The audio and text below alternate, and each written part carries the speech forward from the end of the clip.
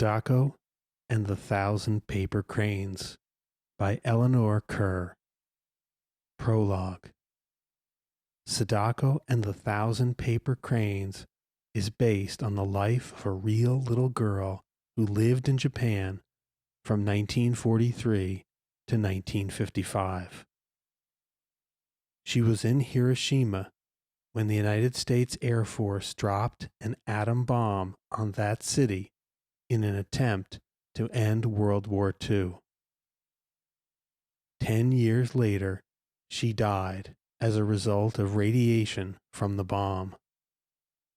Her courage made Sadako a heroine to children in Japan.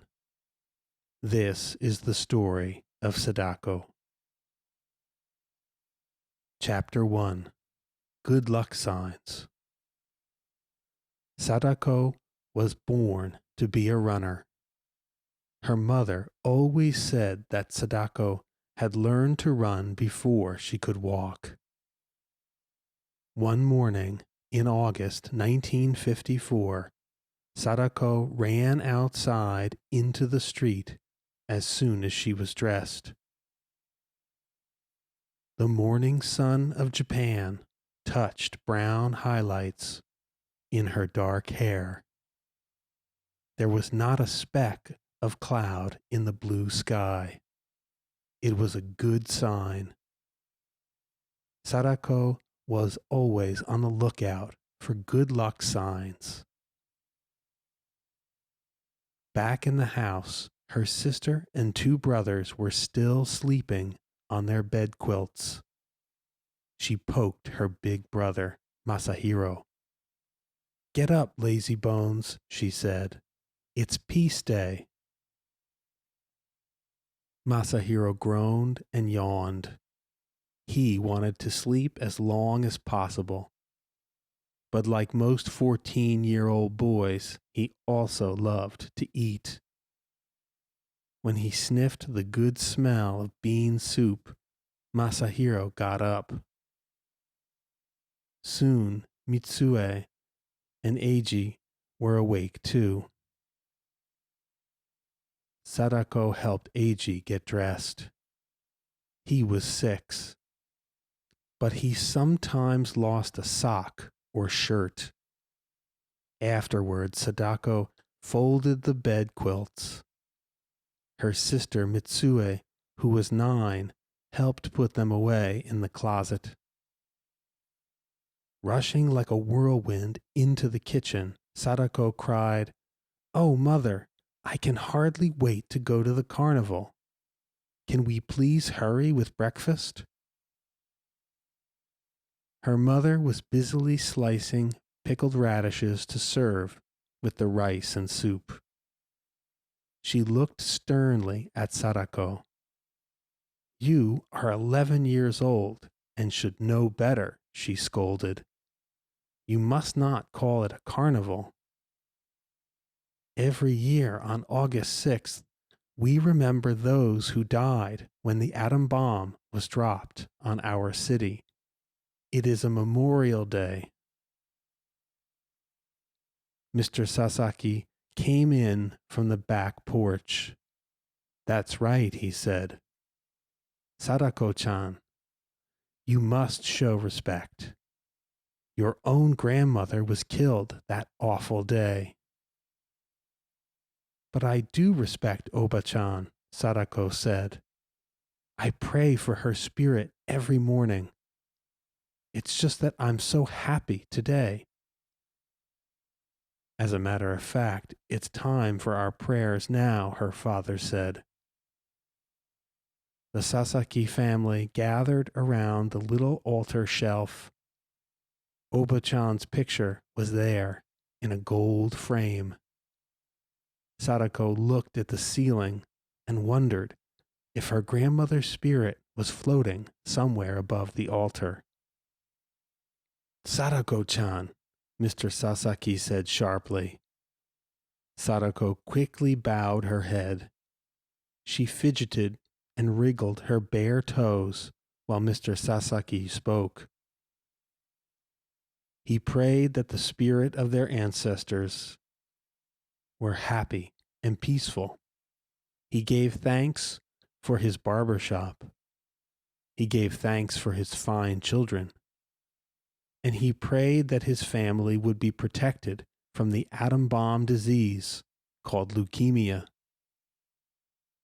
Many still died from the disease, even though the atom bomb had been dropped on Hiroshima 9 years before. It had filled the air with radiation, a kind of poison that stayed inside people for a long time. At breakfast, Sadako noisily gulped down her soup and rice. Masahiro began to talk about girls who ate like hungry dragons. But Sadako didn't hear his teasing. Her thoughts were dancing around the peace day of last year. She loved the crowds of people, the music, and fireworks. Sadako could still taste the spun cotton candy. She finished breakfast before anyone else. When she jumped up, Sadako almost knocked the table over. She was tall for her age, and her long legs always seemed to get in the way. "Come on, Mitsue-chan," she said. "Let's wash the dishes so that we can go soon." When the kitchen was clean and tidy, Sadako tied red bows on her braids and stood impatiently by the door. "Sadako-chan," her mother said softly, "we aren't leaving until 7:30. You can sit quietly until it's time to go." Sadako plopped down with a thud onto the tatami mat. Nothing ever made her parents hurry. While she sat there, a fuzzy spider paced across the room. A spider was a good luck sign. Now Sadako was sure the day would be wonderful. She cupped the insect in her hands and carefully set it free outside. "That's silly," Masahiro said. "Spiders don't really bring good luck." "Just wait and see," Sadako said gaily. Chapter 2, Peace Day, page 15. When the family started out, the air was already warm and dust hung over the busy streets. Sadako ran ahead to the house of her best friend, Chizuko. The two had been friends since kindergarten. Sadako was sure that they would always be as close as two pine needles on the same twig. Chizuko waved and walked toward her. Sadako sighed. Sometimes she wished that her friend would move a bit faster. "Don't be such a turtle," she shouted. "Let's hurry so we won't miss anything." "Sadako-chan, go slowly in this heat," her mother called after her. But it was too late. The girls were already racing up the street. Mrs. Sasaki frowned. "Sadako is always in such a hurry to be first that she never stops to listen," she said. Mr. Sasaki laughed and said, "Well, did you ever see her walk when she could run, hop, or jump?" There was pride in his voice because Sadako was such a fast, strong runner. At the entrance to the Peace Park, people filed through the memorial building in silence. On the walls were photographs of the dead and dying in a ruined city. The atom bomb, the thunderbolt, had turned Hiroshima into a desert. Sadako didn't want to look at the frightening pictures. She held tight to Chizuko's hand and walked quickly through the building. I remember the thunderbolt, Sadako whispered to her friend. There was the flash of a million suns. Then the heat prickled my eyes like needles. How can you possibly remember anything? Shizuko exclaimed. You were only a baby then. Well, I do, Sadako said stubbornly. After speeches by Buddhist priests and the mayor, hundreds of white doves were freed from their cages. They circled the twisted, scarred atomic dome. Sadako thought the doves looked like spirits of the dead, flying into the freedom of the sky. When the ceremonies were over, Sadako led the others straight to the old lady who sold cotton candy. It tasted even better than last year. The day passed too quickly, as it always did. The best part, Sadako thought, was looking at all the things to buy and smelling the good food. There were stalls selling everything from bean cakes to chirping crickets. The worst part was seeing people with ugly, whitish scars. The atom bomb had burned them so badly that they no longer looked human. If any of the bomb victims came near Sadako, she turned away quickly. Excitement grew as the sun went down. When the last dazzling display of fireworks faded from the sky, the crowd carried paper lanterns to the bank of the Ota River. Mr. Sasaki carefully lit candles inside of 6 lanterns, one for each member of the family. The lanterns carried names of relatives who had died because of the thunderbolt. Sadako had written Oba-chan's name on the side of her lantern. When the candles were burning brightly, the lanterns were launched on the Ota River. They floated out to sea like a swarm of fireflies against the dark water. That night, Sadako lay awake for a long time, remembering everything about the day. Masahiro was wrong, she thought. The spider had brought good luck. Tomorrow, she would remind him about that. Chapter 3, Sadako's Secret, page 21. It was the beginning of autumn when Sadako rushed home with the good news. She kicked off her shoes and threw open the door with a bang. I'm home, she called. Her mother was fixing supper in the kitchen. The most wonderful thing has happened, Sadako said breathlessly. Guess what? Many wonderful things happened to you, Sadako-chan. I can't even guess. The big race on field day, Sadako said. I've been chosen from the bamboo class to be on the relay team.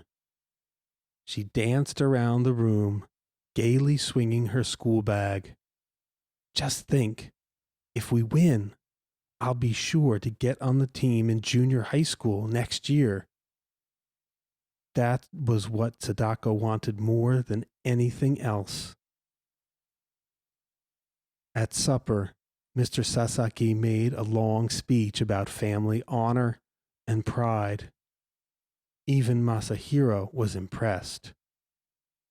Sadako was too excited to eat. She just sat there, grinning happily. From then on, Sadako thought of only one thing, the relay race. She practiced every day at school and often ran all the way home.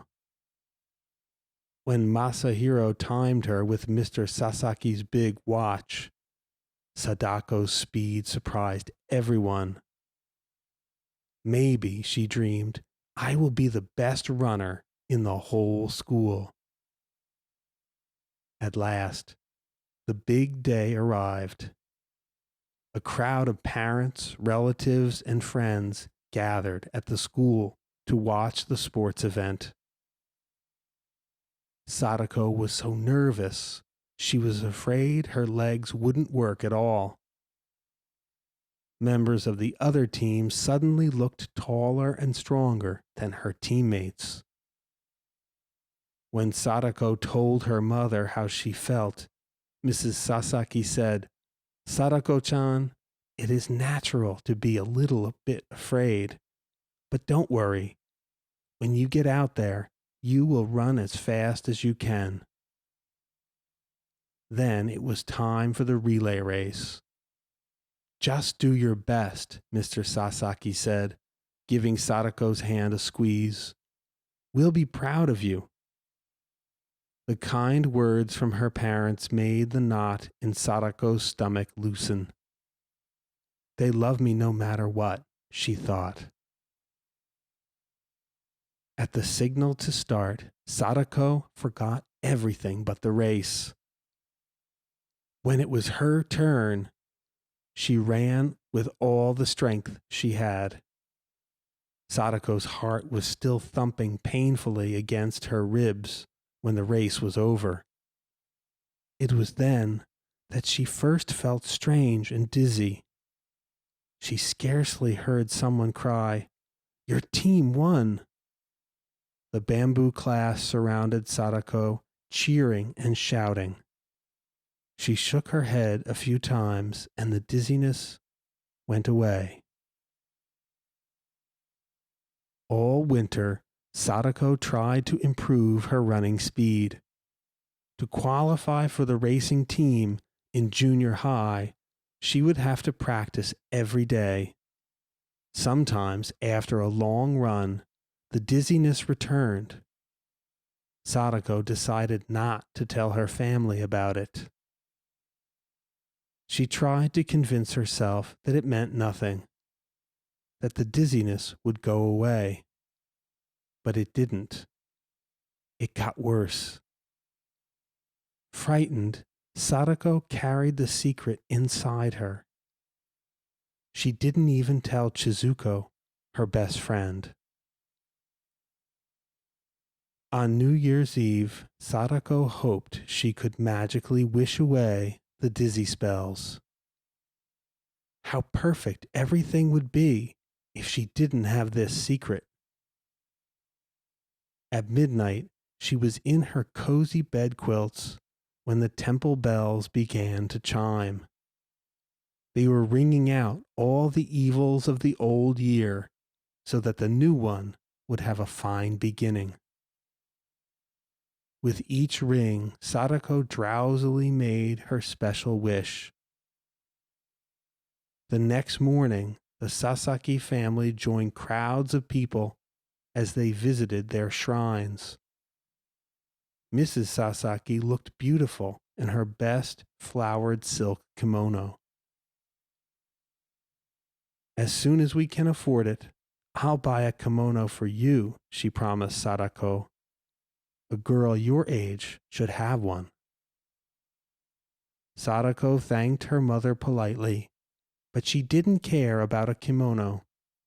She only cared about racing with the team in junior high.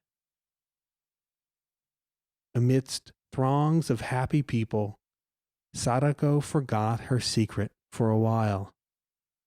She let the bright joy of the season wash her worries away. At the end of the day, she raced Masahiro home and won easily. Above the door were the good luck symbols Mrs. Sasaki had put there to protect them during the new year. With a beginning like this, how could anything bad happen? Chapter 4. A Secret No Longer. Page 28. For several weeks, It seemed that the prayers and good luck symbols had done their work well. Sadako felt strong and healthy as she ran longer and faster. But all that ended one crisp, cold winter day in February. Sadako was running in the schoolyard. Suddenly, everything seemed to whirl around her, and she sank to the ground. One of her teachers rushed over to help. I guess I'm just tired, Sadako said in a weak voice. When she tried to stand up, her legs went wobbly, and she fell down again. The teacher sent Mitsue home to tell Mr. Sasaki. He left his barber shop and took Sadako to the Red Cross hospital. As they entered the building, Sadako felt a pang of fear. Part of this hospital was especially for those with the atom bomb sickness. In a few minutes, Sadako was in an examining room where a nurse x-rayed her chest and took some of her blood. Dr. Numata tapped her back and asked a lot of questions. 3 other doctors came in to look at Sadako. One of them shook his head and gently stroked her hair. By now, the rest of Sadako's family was at the hospital. Her parents were in the doctor's office. Sadako could hear the murmur of their voices. Once her mother cried, "Leukemia, but that's impossible." At the sound of that frightening word, Sadako put her hands over her ears. She didn't want to hear any more. Of course, she didn't have leukemia. Why, the atom bomb hadn't even scratched her. Nurse Yasunaga took Sadako to one of the hospital rooms and gave her a kind of cotton kimono to wear. Sadako had just climbed into bed when her family came in. Mrs. Sasaki put her arms around Sadako. "You must stay here for a little while," she said, trying to sound cheerful. "But I'll come every evening. And we'll visit you after school," Masahiro promised. Mitsue and Eiji nodded, their eyes wide and scared. "Do I really have the atom bomb disease?" Sadako asked her father. There was a troubled look in Mr. Sasaki's eyes, but he only said, "The doctors want to make some tests, that's all." He paused. Then he added, "They might keep you here for a few weeks."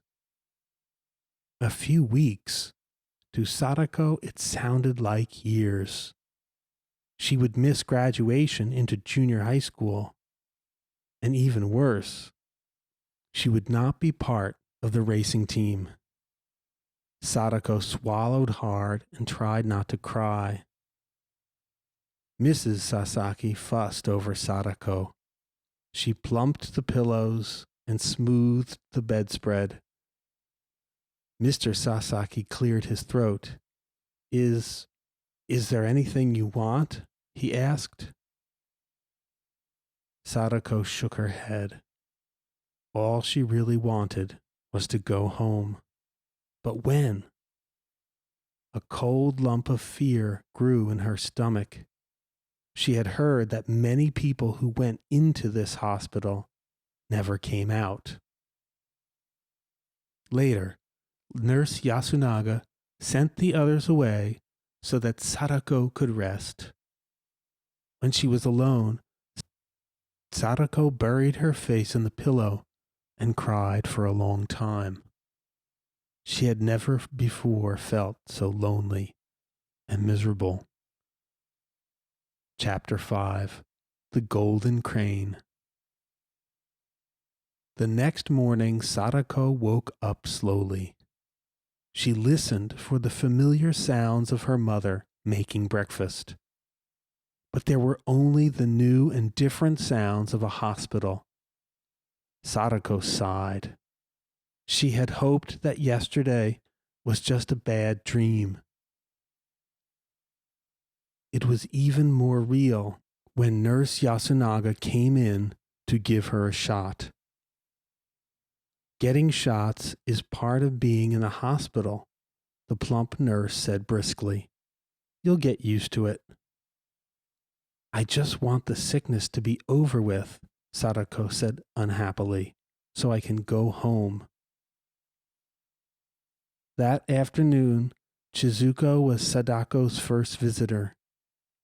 She smiled mysteriously as she held something behind her back.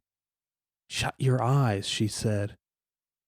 While Sadako squinted her eyes tightly shut, Chizuko put some pieces of paper and scissors on the bed. Now you can look, she said. What is it? Sadako asked, staring at the paper. Chizuko was pleased with herself. I figured out a way for you to get well, she said proudly. Watch. She cut a piece of gold paper into a large square. In a short time, she had folded it over and over into a beautiful crane. Sadako was puzzled. But how can that paper bird make me well? Don't you remember that old story about the crane? Chizuko asked. It's supposed to live for 1,000 years. If a sick person folds 1,000 paper cranes, the gods will grant her wish and make her healthy again. She handed the crane to Sadako. Here's your first one. Sadako's eyes filled with tears. How kind of Chizuko to bring a good luck charm, especially when her friend didn't really believe in such things. Sadako took the golden crane and made a wish. The funniest little feeling came over her when she touched the bird. It must be a good omen. Thank you, Chizuko-chan, she whispered. I'll never part with it. When she began to work with the paper, Sadako discovered that folding a crane wasn't as easy as it looked. With Chizuko's help, she learned how to do the difficult parts. After making 10 birds, Sadako lined them up on the table beside the golden crane. Some were a bit lopsided, but it was a beginning. Now I have only 990 to make, Sadako said. With the golden crane nearby, she felt safe and lucky. Why, in a few weeks, she would be able to finish the 1,000. Then she would be strong enough to go home. That evening, Masahiro brought Sadako's homework from school. When he saw the cranes, he said, There isn't enough room on that small table to show off your birds. I'll hang them from the ceiling for you. Sadako was smiling all over. Do you promise to hang every crane I make? She asked. Masahiro promised. That's fine, Sadako said, her eyes twinkling with mischief. Then you'll hang the whole 1,000? 1,000? Her brother groaned. You're joking. Sadako told him the story of the cranes. Masahiro ran a hand through his straight black hair. You tricked me, he said with a grin, but I'll do it anyhow. He borrowed some thread and tacks from Nurse Yasunaga, 'and hung the first 10 cranes. The golden crane stayed in its place of honor on the table. After supper, Mrs. Sasaki brought Mitsue and Eiji to the hospital. Everyone was surprised to see the birds. They reminded Mrs. Sasaki of a famous old poem. Out of colored paper, cranes come flying into our house. Mitsue and Eiji liked the golden crane best, but Mrs. Sasaki chose the tiniest one made of fancy green paper with pink parasols on it. This is my choice, she said, because the small ones are the most difficult to make. After visiting hours, it was lonely in the hospital room. So lonely that Sadako folded more cranes to keep up her courage. 11. I wish I'd get better. 12. I wish I'd get better. Chapter 6. Kenji. Page 40. Everyone saved paper for Sadako's good luck cranes. Chizuko brought colored paper from the bamboo class. Father saved every scrap from the barber shop. Even Nurse Yasunaga gave Sadako the wrappings from packages of medicine. And Masahiro hung every one of the birds as he had promised. Sometimes he strung many on one thread. The biggest cranes flew alone. During the next few months, there were times when Sadako felt almost well. However, Dr. Numata said it was best for her to stay in the hospital. By now, Sadako realized that she had leukemia, but she also knew that some patients recovered from the disease. She never stopped hoping that she would get well too. On good days, Sadako was busy. She did her homework, wrote letters to friends and pen pals, and amused her visitors with games, riddles, and songs. In the evening, she always made paper cranes. Her flock grew to over 300. Now, the birds were perfectly folded. Her fingers were sure and worked quickly without any mistakes. Gradually, the atom bomb disease took away Sadako's energy. She learned about pain. Sometimes throbbing headaches stopped her from reading and writing. At other times, her bones seemed to be on fire. And more dizzy spells sent Sadako into deep blackness.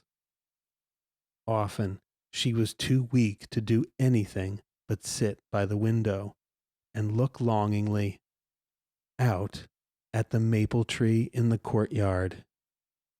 She would stay there for hours, holding the golden crane in her lap. Sadako was feeling especially tired one day when Nurse Yasunaga wheeled her out onto the porch for some sunshine. There, Sadako saw Kenji for the first time. He was 9 and small for his age. Sadako stared at his thin face and shining dark eyes. "Hello," she said. "I'm Sadako." Kenji answered in a low, soft voice. Soon the two were talking like old friends. Kenji had been in the hospital for a long time, but he had few visitors. His parents were dead, and he had been living with an aunt in a nearby town. "She's so old that she comes to see me only once a week," Kenji said. "I read most of the time." Sadako turned away at the sad look on Kenji's face. It doesn't really matter, he went on with a weary sigh, because I'll die soon. I have leukemia from the bomb. But you can't have leukemia, Sadako said quickly. You weren't even born then. That isn't important, Kenji said. The poison was in my mother's body, and I got it from her. Sadako wanted so much to comfort him, but she didn't know what to say. Then she remembered the cranes. You can make paper cranes like I do, she said, so that a miracle can happen. I know about the cranes, Kenji replied quietly, but it's too late. Even the gods can't help me now. Just then, Nurse Yasunaga came out onto the porch. Kenji, she said sternly, how do you know such things? He gave her a sharp look. I just know, he said. And besides, I can read my blood count on the chart. Every day it gets worse. The nurse was flustered. What a talker, she said. You are tiring yourself. And she wheeled Kenji inside. Back in her room, Sadako was thoughtful. She tried to imagine what it would be like to be ill and have no family. Kenji was brave, that's all. She made a big crane out of her prettiest paper and sent it across the hall to his room. Perhaps it would bring him luck. Then she folded more birds for her flock. 398, 399. One day, Kenji didn't appear on the porch. Late that night, Sadako heard the rumble of a bed being rolled down the hall. Nurse Yasunaga came in to tell her that Kenji had died. Sadako turned to the wall and let the tears come. After a while, she felt the nurse's gentle hand on her shoulder. Let's sit by the window and talk, Nurse Yasunaga said in a kindly voice. When Sadako finally stopped sobbing, she looked out at the moonlit sky. Do you think Kenji is up there on a star island? Wherever he is, I'm sure that he is happy now, the nurse said. He has shed that tired, sick body, and his spirit is free. Sadako was quiet, listening to the leaves on the maple tree rustle in the wind. Then she said, I'm going to die next, aren't I? Of course not, Nurse Yasunaga answered with a firm shake of her head. She spread some colored paper on Sadako's bed. Come and let me see you fold another paper crane before you go to sleep. After you finish 1,000 birds, you'll live to be an old, old lady. Sadako tried hard to believe that. She carefully folded cranes and made the same wish. 463, 464. Chapter 7. Hundreds of Wishes. Page 48. June came with its long, endless rains. Day after day, the sky was gray as rain spattered against the windows. Rain dripped steadily from the leaves of the maple tree. Soon, everything in the room smelled musty. Even the sheets felt clammy. Sadako grew pale and listless. But only her parents and Masahiro were allowed to visit her. The bamboo class sent a kokeshi doll to cheer her up. Sadako liked the wooden doll's wistful smile and the red roses painted on its kimono. The doll stood next to the golden crane on Sadako's bedside table. Mrs. Sasaki was worried because Sadako didn't eat enough. One evening, she brought a surprise wrapped in a furoshiki bundle. It contained all of Sadako's favorite foods: an egg roll, chicken and rice, pickled plums, and bean cakes. Sadako propped herself up against the pillows and tried to eat. But it was no use. Her swollen gums hurt so much that she couldn't chew. Finally, Sadako pushed the good things away. Her mother's eyes were bright, as if she were going to cry. "I'm such a turtle," Sadako burst out. She was angry with herself for making her mother sad. She also knew that the Sasaki family had no extra money for expensive food. Tears stung Sadako's eyes, and she quickly brushed them away. "It's all right," Mrs. Sasaki said soothingly. She cradled Sadako in her arms. "You'll be better soon, maybe when the sun comes out again." Sadako leaned against her mother and listened to her read from a book of poems. When Masahiro came, Sadako was calmer and happier.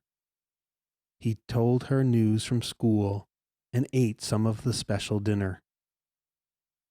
Before Masahiro left, he said, "Oh, I almost forgot.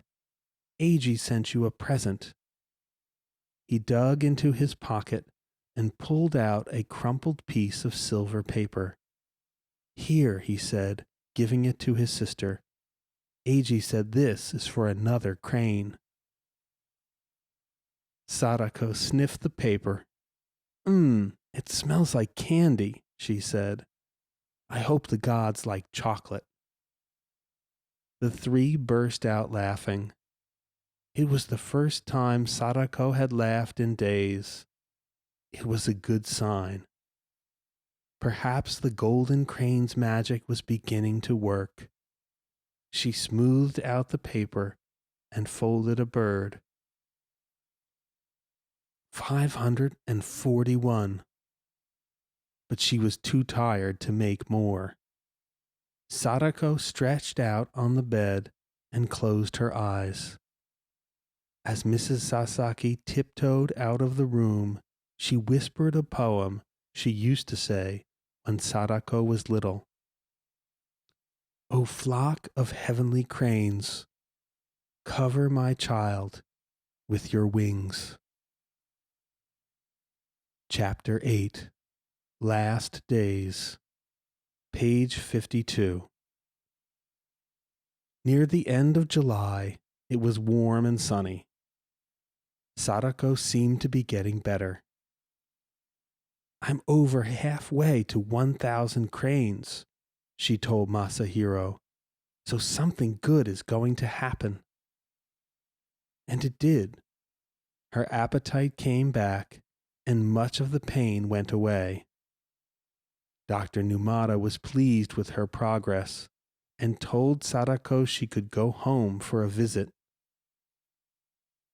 That night, Sadako was so excited she couldn't sleep. To keep the magic working, she made more cranes. 621, 622. It was wonderful to be home with the family for Obon, the biggest holiday of the year. Obon was a special celebration for spirits of the dead who returned to visit those they had loved on earth. Mrs. Sasaki and Mitsue had scrubbed and swept the house until it shone. Fresh flowers brightened the table. Sadako's golden crane and Kokeshi doll were there too. The air was filled with smells of delicious holiday food. dishes of bean cakes and rice balls have been placed on the altar shelf for ghostly visitors. That night, Sadako watched her mother put a lantern outside so that the spirits could find their way in the dark. She let out a happy sigh. Perhaps, just perhaps, she was home to stay. For several days, a stream of friends and relatives came to call on the Sasaki family. By the end of the week, Sadako was pale and tired again. She could only sit quietly and watch others. Sadako certainly has good manners now, Mr. Sasaki said. Oba-chan's spirit must be pleased to see how ladylike her granddaughter has become. How can you say that? Mrs. Sasaki cried. I would rather have our lively Sadako back. She dabbed at her eyes and hurried into the kitchen. I'm making everyone sad, Sadako thought. She wished she could suddenly turn into her old self. How happy her mother would be then. As if he knew what was in Sadako's mind, her father said gruffly, There now, don't worry. After a good night's rest, you'll feel fine. But the next day, Sadako had to return to the hospital. For the first time, she was glad to be in the quiet hospital room. Her parents sat beside the bed for a long time. Every now and then, Sadako drifted off into a strange kind of half-sleep. When I die, she said dreamily, will you put my favorite bean cakes on the altar for my spirit? Mrs. Sasaki could not speak. She took her daughter's hand and held it tightly.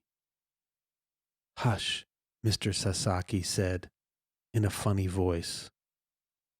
That will not happen for many, many years. Don't give up now, Sadako-chan. You have to make only a few hundred more cranes. Nurse Yasunaga gave Sadako medicine that helped her rest. Before her eyes closed, Sadako reached out to touch the golden crane. I will get better, she murmured to the Kokeshi doll. And someday I'll race like the wind. From then on, Dr. Numata gave Sadako blood transfusions or shots almost every day. I know it hurts, he said, but we must keep on trying. Sadako nodded. She never complained about the shots and almost constant pain. A bigger pain was growing deep inside of her. It was the fear of dying. She had to fight it as well as the disease. The golden crane helped. It reminded Sadako that there was always hope. Mrs. Sasaki spent more and more time at the hospital. Every afternoon, Sadako listened for the familiar slap slap of her plastic slippers in the hall. All visitors had to put on yellow slippers at the door, but Mrs. Sasaki's made a special sound. Sadako's heart ached to see her mother's face so lined with worry. The leaves on the maple tree were turning rust and gold when the family came for one last visit. Eiji handed Sadako a big box wrapped in gold paper and tied with a red ribbon. Slowly, Sadako opened it. Inside was something her mother had always wanted for her, a silk kimono with cherry blossoms on it. Sadako felt hot tears blur her eyes. "Why did you do it?" she asked, touching the soft cloth.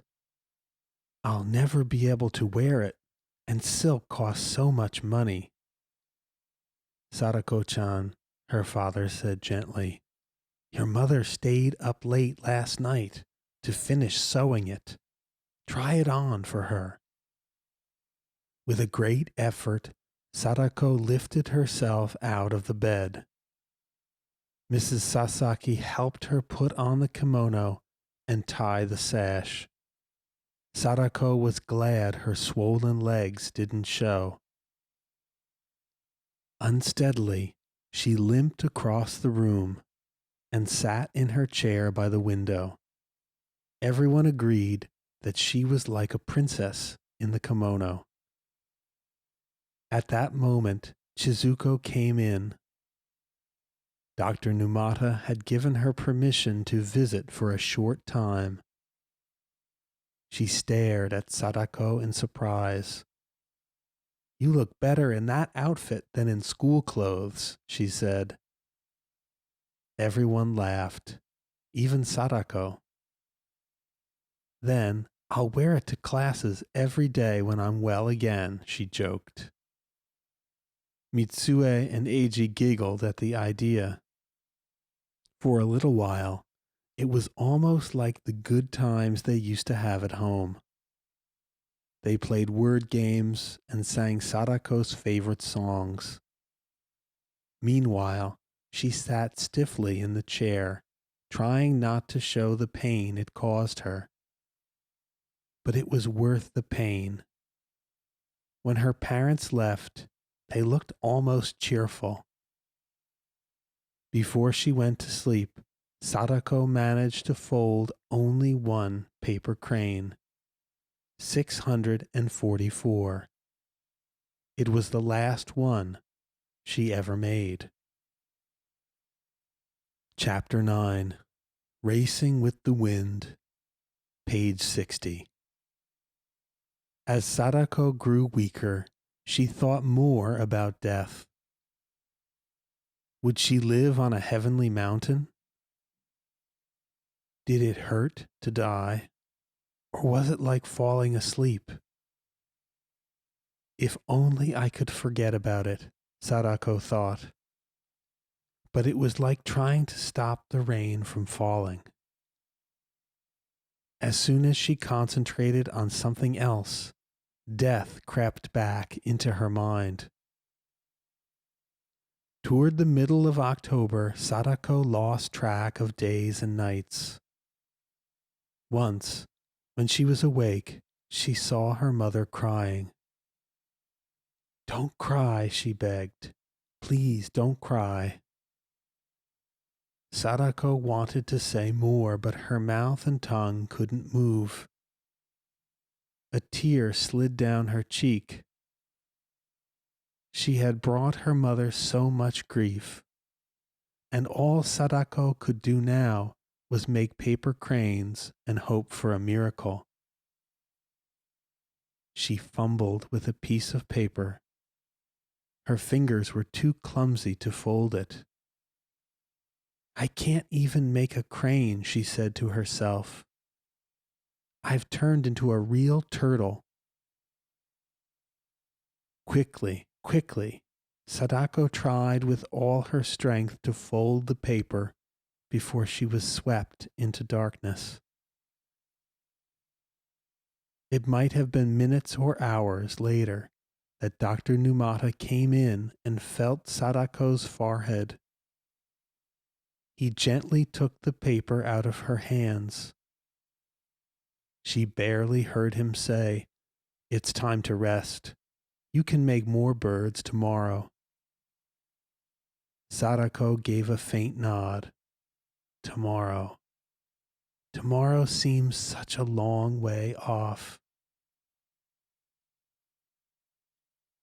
The next time she awoke, the family was there. Sadako smiled at them.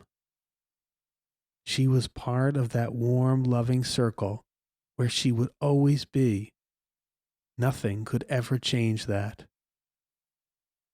Already lights were dancing behind her eyes. Sadako slid a thin, trembling hand over to touch the golden crane. Life was slipping away from her, but the crane made Sadako feel stronger inside. She looked at her flock hanging from the ceiling. As she watched, a light autumn breeze made the birds rustle and sway. They seemed to be alive and flying out through the open window. How beautiful and free they were. Sadako sighed and closed her eyes. She never woke up.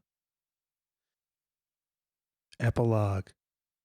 Page 65. Sadako Sasaki died on October 25th, 1955. Her classmates folded 356 cranes so that 1,000 were buried with Sadako. In a way, she got her wish. She will live on in the hearts of people for a long time. After the funeral, the bamboo class collected Sadako's letters and published them in a book. They called it Kokeshi, after the doll they had given to Sadako while she was in the hospital. The book was sent around Japan, and soon everyone knew about Sadako and her 1,000 paper cranes.